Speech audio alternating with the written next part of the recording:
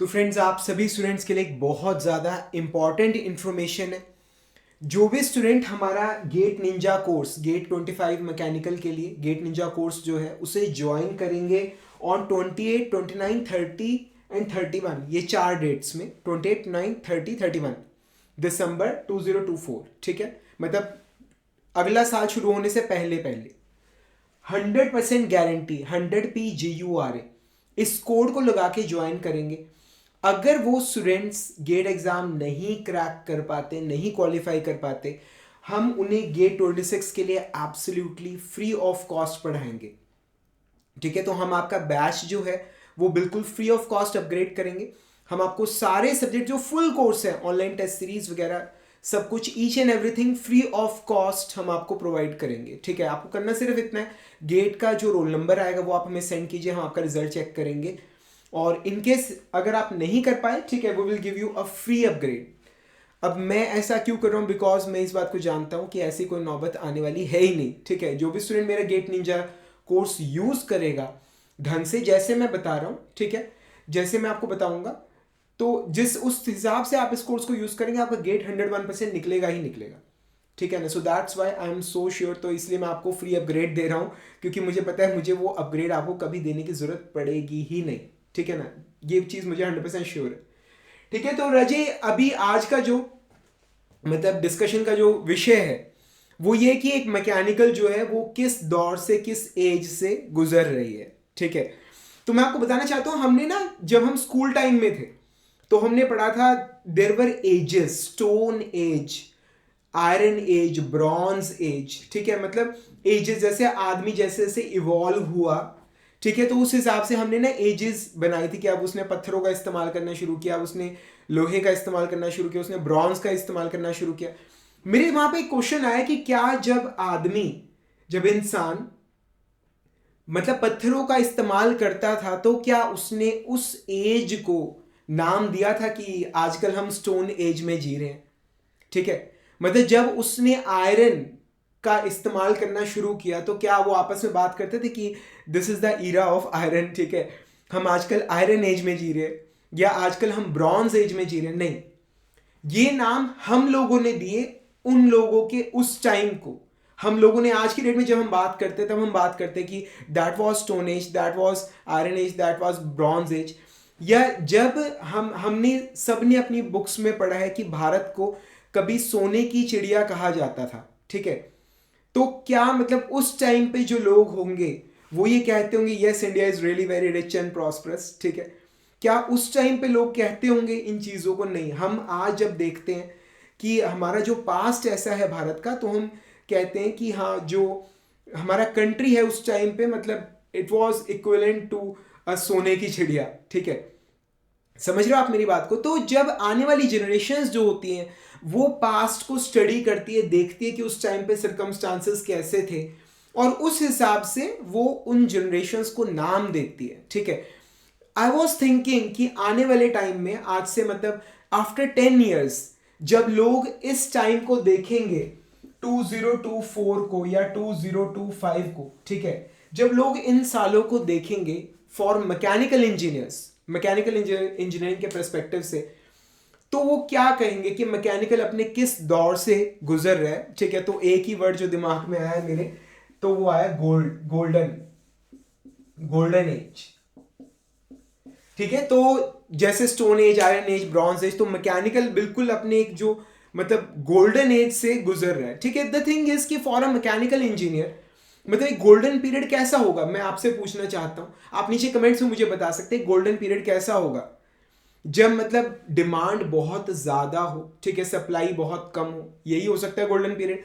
ऐसे ही सर्कमस्टांस के अंदर किसी चीज की वैल्यू बहुत ज्यादा उठेगी, ठीक है, जब सप्लाई जो है वो बहुत कम है और डिमांड जो है वो कंपैरेटिवली उसके ज्यादा है, ठीक है। जब कंपटीशन बहुत कम हो चुका है, जब मैकेनिकल इंजीनियर्स के लिए लाइफ में ग्रो करना, राइज करना बहुत ईजी हो गया, ठीक है, तो ऐसा ही एक जो टाइम है उससे मैकेनिकल इंजीनियर्स के लिए गोल्डन पीरियड कहा जाएगा, ठीक है। और वो टाइम आज चल रहा है।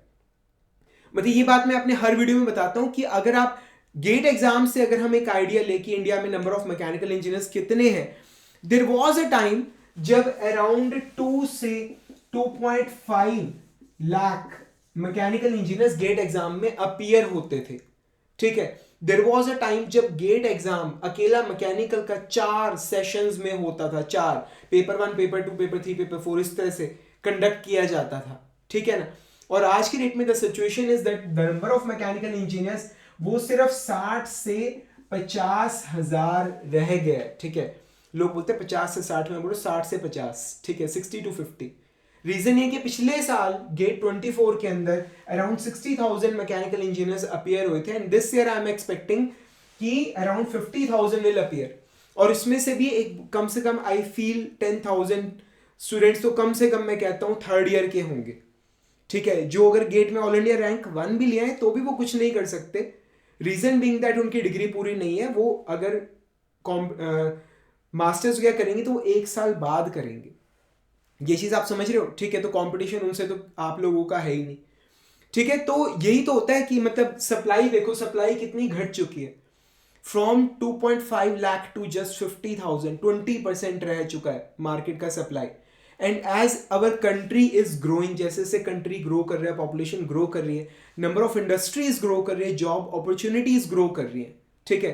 But the supply of mechanical engineers it is decreasing day by day, ठीक है। Number of IITs they are increasing, number of branches are increasing, number of seats are increasing, ठीक है। But number of mechanical engineers it is increasing, decreasing day by day. मैं increasing बोला था क्या, decreasing, वो कम होता जा रहा है टाइम के साथ साथ, ठीक है ना। तो जब आज से 10 साल बाद जब देखेंगे ना कि हाँ मतलब मैकेनिकल इंजीनियरिंग का पास्ट देखा जाएगा, तो ये टाइम जरूर कोट किया जाएगा कि आज ये वो टाइम था जब मैकेनिकल इंजीनियरिंग में कंपटीशन सबसे कम था, जब सक्सेस रेट सबसे ज्यादा था।